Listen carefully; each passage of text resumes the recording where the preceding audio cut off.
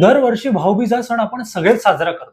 पण तुम्हाला माहित आहे का, हा सण साजरा करण्यामागे नक्की काय कारण आहे?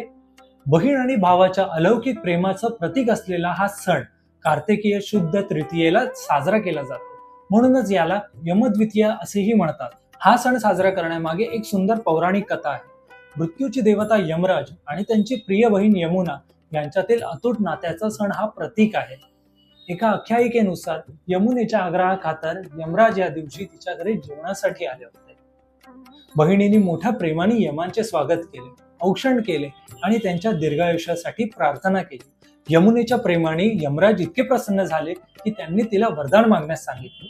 तेव्हा यमुना म्हणाली, आजच्या पवित्र दिवशी जी बहीण आपल्या भावाला प्रेमाने ओवाळेल त्या भावाला अकाली मृत्यूचे भय नसावे आणि तो दीर्घायुषी व्हावा.